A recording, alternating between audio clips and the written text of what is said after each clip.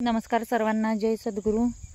तर बघा, पावसामुळे आज जरा पाऊस कमी आहे, त्याच्यामुळे पूर्ण कोरडं झाले सगळे शेत। आता पुढे जे आपण इकडं कोथिंबीर लावली होती, ते कोथिंबीर पाऊस असल्यामुळे पाणी साठल्यामुळे बघायलाच आले नाही किती वाढले काय तर दिसत्या। तर बघूया, आज पाऊस नाही तोपर्यंत सुकले किती व्यवस्थित वाढले का पूर्ण गेल्यातच आता जमायती। बघूया केवढी झाली कोथिंबीर। तर म्हटलं याच्यावरती व्हिडिओ करायचे। उन्हाळा चालू होता तेव्हा ऊन होतं, त्याच्यात धने टाकले ते तर आले, पण पाऊसच आला तोपर्यंत उगवलं चांगलं, पण पाऊस अजूनसुद्धा पाणी दिसते बघा तिथं। बघा, हा फ्लावर लावलेला आहे आणि पुढं त्याच्या पूर्ण पाणी साठतं म्हणून धनं लावलं होतं। ते झाल्यानंतर म्हटलं पावसात धनं जर आता म्हणजे कोथिंबीर जर निघाली तर त्याच्यात भात इथून पुढं लावायचं होतं, पण आता पावसानं सगळंच गडबड करून ठेवले सगळे, त्याच्यामुळे काय करताच येत नाही। हे बघा, हा फ्लावर नंतर लावला आहे, पहिला फ्लावर संपला आणि हा फ्लावर एवढा आलेला आहे। आता हे पुढं बघा किती तण उगवले। हे बघा, कोथिंबीर एवढी आली, आत्तापर्यंत पूर्ण काढली असती, पण पावसामुळं काय त्याला वाढच लागली नाही बघा।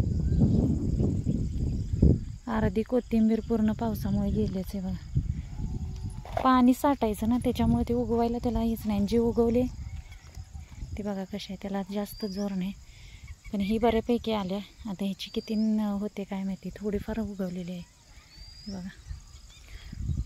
पुढं जास्त चिखल आहे त्याच्यामुळे जाता येत नाही।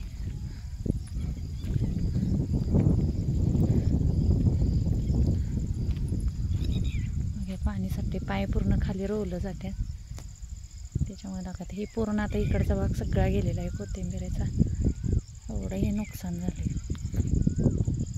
एवढीच आलेली आहे।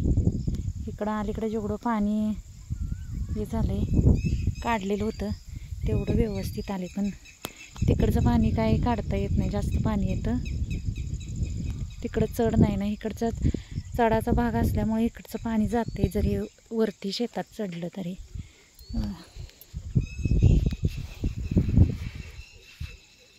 अजून लहान आहे कोथिंबीर, पण ही वाढ आता जर पाऊस जर उघडला तर याला चांगला अजून जोर येईल।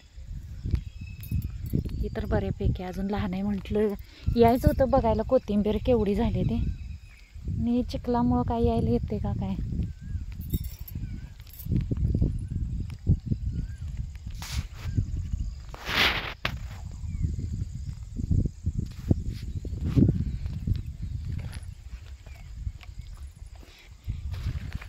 पाऊस चालू असल्यामुळे आता इथं भांगलन पण करता येत नाही बघा, तण किती उगवले।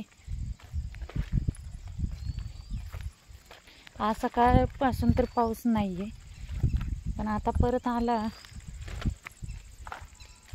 काय खरंच नाही। बघा किती तण उगवले,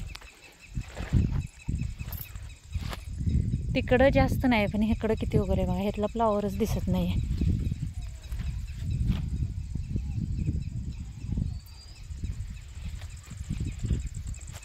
जे तिकडच्या शेतात राहिली होती झेंडूची, वांग्याची रोपं ती मी इथं आणून लावली होती ह्या शेतात, तर ही पण चांगली आली तर बघा।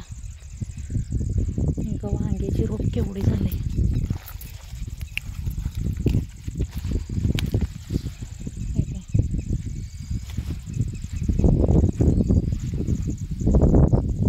ठराविक ठिकाणी लावली होती वांग्याची रोप। पहिली आमची ह्याच्याबरोबर आली असती, पण ती वांग्याची झाडं उन्हामुळं मेलीत ना, त्याच्यामुळं ती लय आता छोटी येते। या झाडांच्या बरोबरच लावली होती, पण उन्हाळा एवढा होता ती सगळी मेली रोप, परत डबल लावावं लागलं बघा। याच्यात फ्लावर तरी दिसून येते बघ कुठं येते, एवढं तण आहे। आता भांगलाय बायका पण भेटत नाहीत बघा। याच्यात वांग्याचं झाड कुठलं कळण झाले, एवढं तण झाले।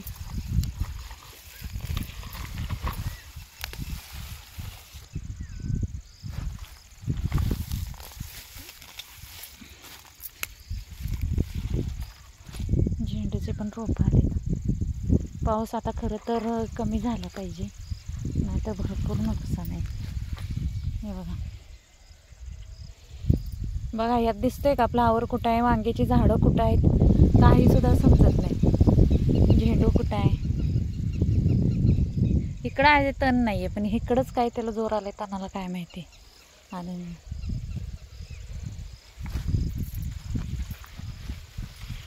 हे बघा वांग्याचं केवढं मोठं झाड आले, पण ह्या तणामुळं कळते का.